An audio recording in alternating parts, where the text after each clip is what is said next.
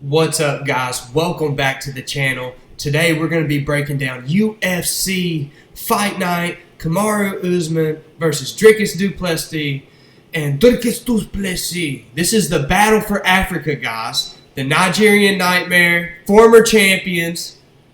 Guys, we're about to find out if Usman can still do it. He's facing the Brute. This guy is an absolutely monster. 23-3, taking on 21-4. Usman coming off his last win over Joaquin Buckley. DDP coming off that loss to Hamzat where he got humped for 5 rounds, guys. And ended up in that last round putting it on Hamzat towards the end. Could have beat him. But we know if he does not fix that hole in his grappling game, guys, it's going to be a long day for DDP. So, and we all know what the game plan is for Usman. He's going to be looking to take him down and mimic Hamzat Chimaev in this fight, guys. And ultimately, personally, I think DDP's been in the lab. He hasn't been out talking. So I think that he finishes Usman in this fight. I think he plugs the holes in his grappling. I think that they trade early. I think Usman shoots pretty rapidly in the first 30 seconds. I think that he shoots for the takedown and tests the waters on DDP. But I think ultimately DDP's able to get back to his feet and he starts to wear on Usman. All that weight, all that wrestling, we know his knees ain't that well with Usman. So I think in this fight, guys, Usman gets dealt with. He gets finished in the 4th round by ground and pound TKO. And we all know that DDP's that dog. And he's a big old boy. So if he can still make the weight, and he's been talking about going up to 205, I think that the boy gets back. And he gets in the win column, guys. We move on. On down the card. Excuse me. Jared Cannonier taking on CLD, Christian Leroy Duncan. Man, I'm telling you, CLD is a better fighter than most people give him credit for. 14-2, guys, versus Cannonier, who's a grappler. We all know what he's going to do. He's going to plod around on the feet and look to take you down. But if he gets you on the ground, you're not getting up. So for Christian Leroy Duncan, man, he just got to stay on his toes, bounce in and out, control that distance, and I think he gets an early knockout in this fight. I know Cannonier's tough as nails, guys. He fought MVP, got knocked down multiple times. But I think ultimately CLD keeps it going, and he finishes Jared Cannonier, I think, in the 2nd round, ground and pound. Knocks him down and goes on top of him and finishes him. The athleticism is just too much. We move on. Chase Hooper versus Mitch Ramirez. Guys, this is one where I believe Chase Hooper is going to get back into the win column here. Coming in as a massive favorite. I see this fight a little bit tougher. Both guys coming off losses here. Chase Hooper is going to have a 2-inch height advantage. The reach advantage is even more significant, 3 inches there.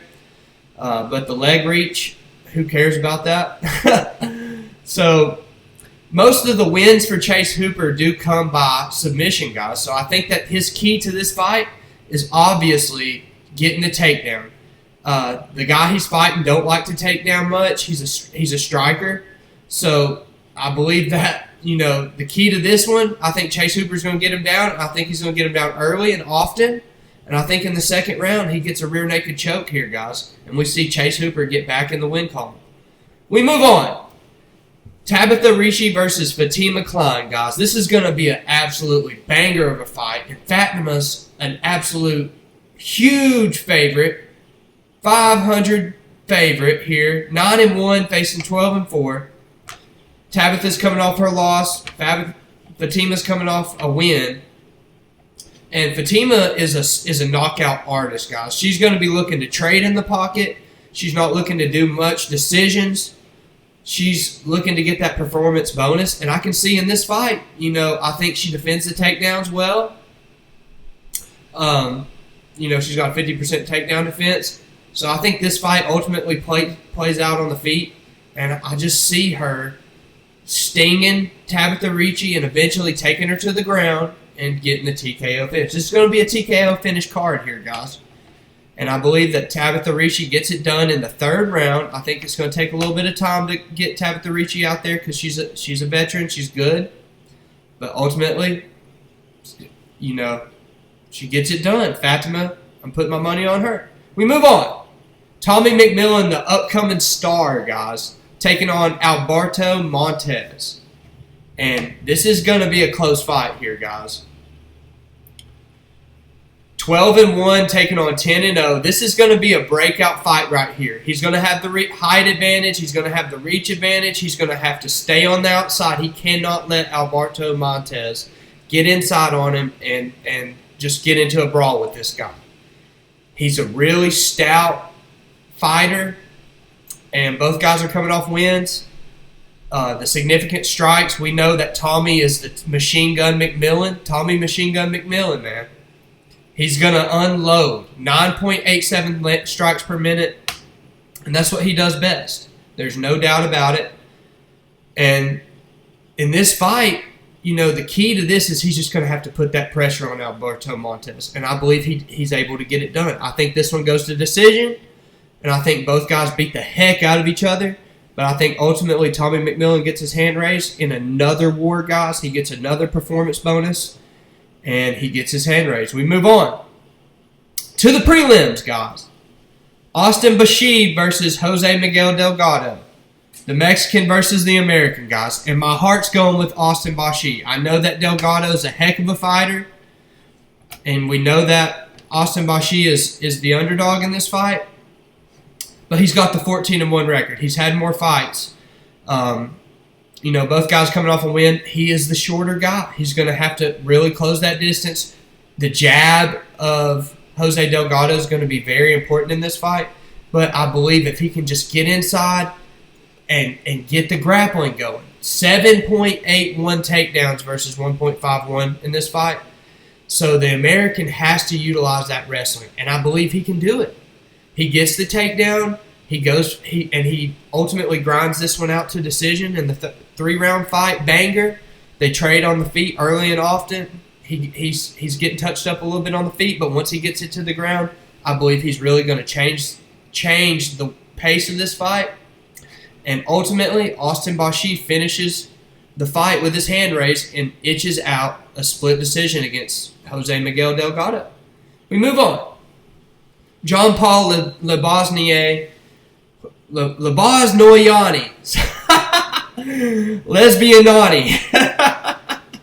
I'm just kidding. This guy, he's a good fighter as well. He's taking on Keon KO. And guys, do not underestimate John Paul Lebosani. I believe that I'm going with the American in this fight. I just believe that he's able to get it done. He's got the willpower to get it done. He's got the 1-inch reach advantage and height advantage against Keon. So I believe that, the key to this fight, in most fights, it always comes down to the grappling. Guys, he's going to have to keep this fight standing. His takedown defense, he hasn't really had any trouble with that. He's been taken down, so he's going to be tested here. And Keon's going to be looking to get him on the ground, so he's going to have to keep it standing and ultimately trade with Keon. But I think he's able to get it done. I think he's been in the lab working on his submission defense, especially in this fight. It's going to be very imperative. So John Paul Lebosani gets it done. I believe he finishes Keon in the third round. And he gets his hand raised by ground and pound TKO. We move on.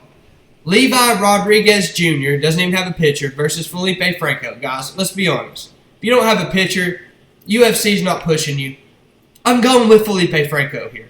It's a no-brainer. 10-1 versus somebody who has one no contest, no record. I mean, unless this guy's just an unreal prospect we haven't heard about, I'm taking Felipe Franco. The grappling is the reason why. 3 takedowns. He's got an 87% takedown rate or defense rate. Guys, we know what we're going to get here. He is facing a guy who's a striker. So he's going to use that grappling, and ultimately this is the era of grappling. So I'm going with Felipe Franco to beat Levi Rodriguez Jr. We move on. Aldin Coria versus Stewart Nicoll. Oh my goodness, guys. Australia taking on United States.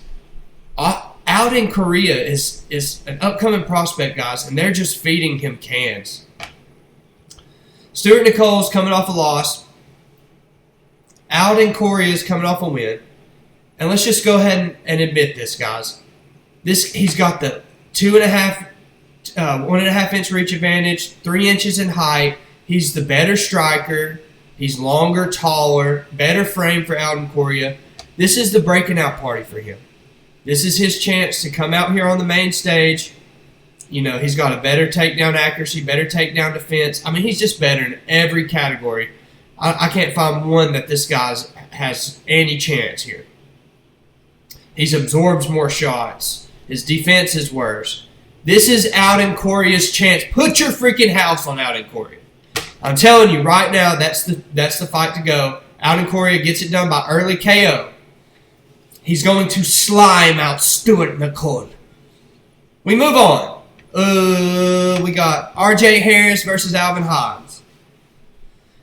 United States versus United States. This is going to be an absolute heck of a fight. I'm taking Alvin Hodz here. I believe, once again, no pitcher.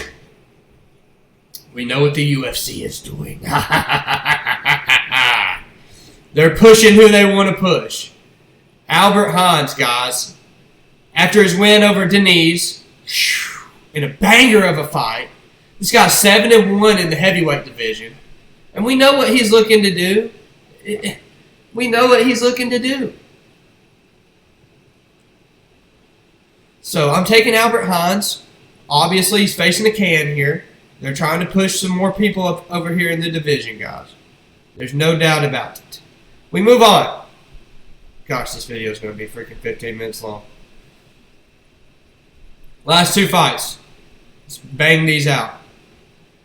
Anna Melisano, sorry, I'm butchering this stuff. Dione Barbosa. Once again, no pitcher. Massive favorite, as you can see. Who are we pushing, UFC? Feed them the cans! Dione Barbosa is absolutely going to slime this chick out. She's 9-4 versus an 0-0 debuter with a submission wins. Guys, I'm taking Dione by. Let's just move on. Let's just move on. We know what's going on in that fight. And the last one. Ezra Elliott versus Damian Anderson. I honestly have not even heard of either one of these guys. So, but from what I've researched, I believe that Damian Anderson's the better striker. So I'm going to go with Damian Anderson to get it done in the third round. Ground and pound finish for the last time on this card, guys. And that's my full card predictions for UFC Dricus Du Plessis versus Kamaru Usman, guys. Be sure to subscribe, like, comment, share. It's free. Helps get this video out here. And be looking out for some more videos. Peace.